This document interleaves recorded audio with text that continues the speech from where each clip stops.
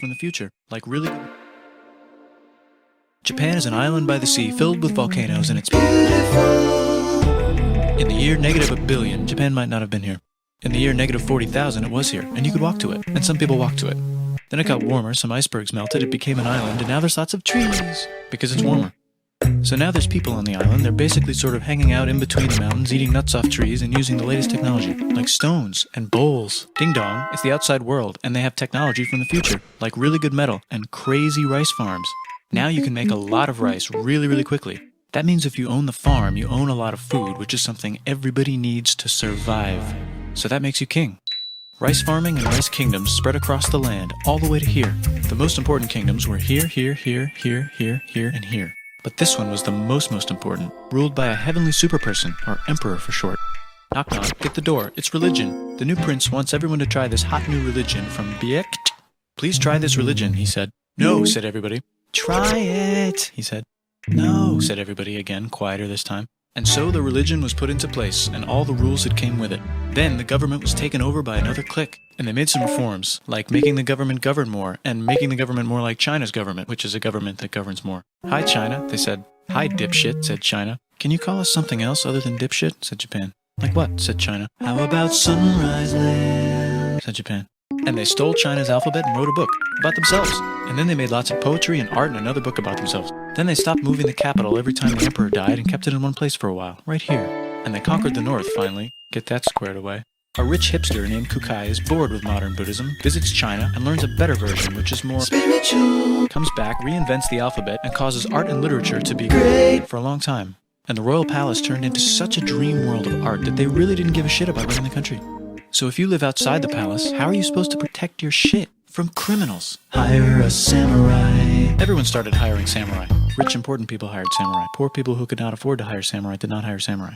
The samurai became organized and powerful, more powerful than the government. So they made their own military government. Here, they let the emperor still be emperor, but the shogun is actually in control. Breaking news, the Mongols have invaded China. We've invaded China, said the Mongols. Please respect us, or else we might invade you as well. Okay, said Japan. So the Mongols came over, ready for war, and died in a tornado. But they tried again, and had a nice time fighting with the Japanese, but then died in a tornado. Then the emperor overthrows the shogunate. Then the shogunate overthrows him back and moves to Kyoto and makes a new shogunate. And the emperor can still dress like an emperor if he wants, that's fine. Now there's more art. Like painting with less colors, collaborative poetry, plays, monkey fun, tea parties, gardening, architecture, flowers. It's time for who's going to be the next shogun. Usually it's the shogun's kid, but the shogun doesn't have a kid. So he tries to get his brother to quit being a monk and be the next shogun. He says okay, but then the shogun has a kid. So now who's it going to be? Vote now on your phones. And everyone voted so hard that the palace caught on fire and burned down. The shogun actually didn't care. He was off somewhere doing poetry. And the whole country broke into pieces. Everyone is fighting with each other for local power, and it's anybody's game.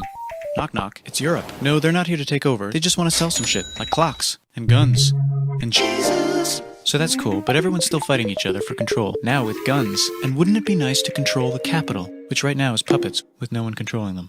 This clan is ready to make a run for it, but first they have to trample this smaller clan, which is in the way. Surprise, the smaller clan wins, and the leader of that clan steals the idea of invading the capital and invades the capital. And it goes very well. He's about halfway through conquering Japan when someone who works for him kills him, and then someone else who works for him kills them, and that guy finishes conquering Japan. And then he confiscated everybody's swords, and made some rules. And now I'm going to invade Korea, and then hopefully China, he said, and failed, and also died. But before he died, he told these 5 guys to take care of his 5-year-old son until he's old enough to be the next ruler of Japan.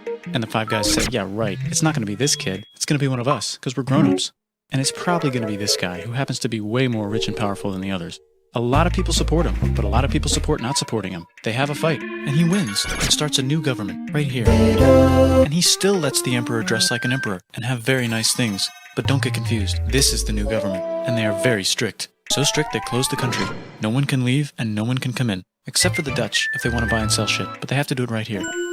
Now that the entire country was not at war with itself, the population increased a lot. Business increased, schools were built, roads were built, everyone learned to read, books were published, there was poetry, plays, sexy times, puppet shows, and Dutch studies. People started to study European science from books they bought from the Dutch. We're talking geography, skeletons, physics, chemistry, astronomy, and maybe even electricity. Over time, the economic and cultural prosperity began to gradually slow down. Knock knock.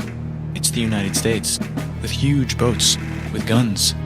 Gunboats. Open the country. Stop having it be closed, said the United States.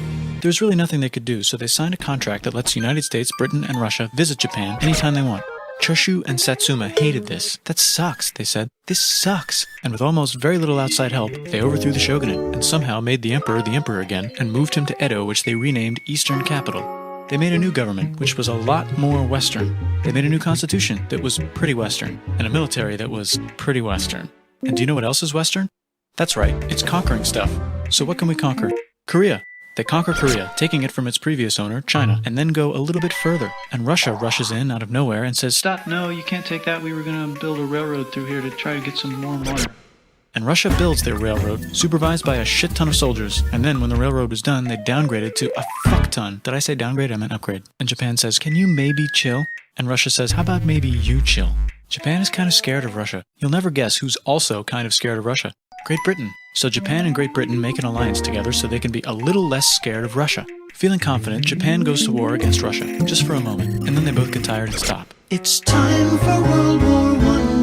The world is about to have a war, because it's the 1900s and weapons are getting crazy, and all these empires are excited to try them out on each other. Meanwhile, Japan has been enjoying conquering stuff and wants more. And the next thing on their list is this part of China and lots of tiny islands. All that stuff belongs to Germany, which just had war declared on it by Britain because Britain was friends with Belgium, which was being trespassed by Germany in order to get to France to kick France's ass because France is friends with Russia, who was getting ready to kick Austria's ass because Austria was getting ready to kick Serbia's ass because someone from Serbia shot the leader of Austria's ass. Or actually shot him in the head. And Britain is currently friends with Japan, so you know what that means. Duh, Japan should take the islands. Which they wanted to do anyway, so they called Britain on the telly to sort of let them know. And then they did it.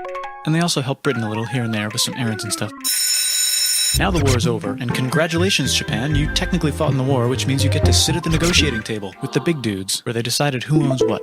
And yes, Japan gets to keep all that shit they stole from Germany. You also get to join the post-war mega alliance, the League of Nations, whose mission statement is to try not to take over the world. The Great Depression is bad, and Japan's economy is now crappy, but the military is doing just fine, and it invades Manchuria. In the League of Nations, it's like, no, don't do that. If you're in the League of Nations, you're not supposed to take over the world. And Japan said, how about I do anyway? And Japan invaded more and more and more and more of China, and was planning to invade the entire East. You've got mail. It's from Germany, the new leader of Germany. He has a cool mustache, and he's trying to take over the world and needs friends. This also got forwarded to Italy. They all decided to be friends because they had so much in common. It's time for World War II. Germany is invading the neighbors. Then they invade the neighbors' neighbors. Then the neighbors' neighbors' neighbors, who happened to be Britain, said, holy shit. And the United States started helping Britain because they are good friends, and started not helping Japan because they're friends and our friends are not friends. Plus they're planning on invading the entire ocean. The United States is also working on a large, very huge bomb, bigger than any other bomb, ever, just in case. But they still haven't joined the war. War looks bad on TV, and the United States is really starting to care about their image. But then Japan spits on them in Hawaii and challenges them to war. And they say yes. And then Germany, as a symbol of friendship, declares war on the United States also. So the United States goes to war in Europe, and they help the gang chase Germany back into Germany. And they also start chasing Japan back into Japan. And they haven't used the bomb yet, and are curious to see if it works. So they drop it on Japan. They actually drop two.